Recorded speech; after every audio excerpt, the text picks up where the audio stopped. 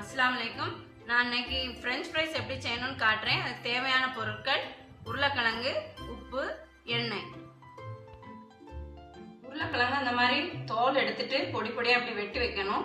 வெட்டி வச்சுட்டு இந்த ஒரு பாத்திரத்தில் தண்ணி வச்சு கொஞ்சம் கொதிக்க விட்டு இந்த உப்பை போட்டு தண்ணி கொதிச்சாச்சு. இந்த கிழங்கு போட்டுடலாம். பார்த்தீங்கன்னா அந்த கலர் மாறி போய் இருக்குது. 3/4 வேக்காடு வெந்தாச்சு. இந்த அடுப்பை அணைச்சிட்டு நம்ம இதை மாற்றிடலாம். இந்த மாதிரி ஒரு அரிப்பில் வடிகட்டிடலாம். இந்த உருளைக்கிழங்க இந்த மாதிரி ஒரு டவல்ல வச்சு கிழங்கு அப்படி பரத்தி இந்த மாதிரி மேலே அந்த டவலை இப்படி போட்டு ஒத்தி எடுக்கணும். ஈரம் இல்லாம இருக்கிறதுக்காண்டி இந்த மாதிரி ஒத்தி எடுக்கணும். இப்படி ஒத்தி எடுத்தாச்சு. இந்த மாதிரி ஜிப்லாக்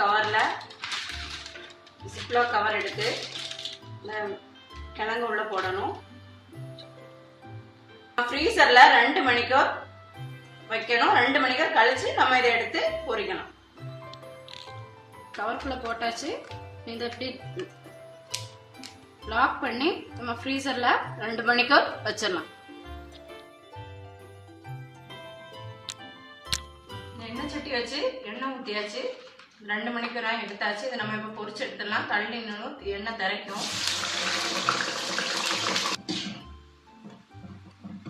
கோல்டன் ப்ரௌன் கலர்ல வந்தாச்சு. ஃப்ரெஞ்ச் ஃப்ரைஸ் ரெடி ஆயிட்டு இனி இதை சர்விங் ட்ரேல மாத்திடலாம். ஃப்ரெஞ்ச் ஃப்ரைஸ் ரெடி ஆயிட்டு இது ஒரிஜினல் ஃப்ரெஞ்ச் ஃப்ரைஸ். நீங்களும் வச்சு பாருங்க. லைக் பண்ணுங்க, சப்ஸ்கிரைப் பண்ணுங்க.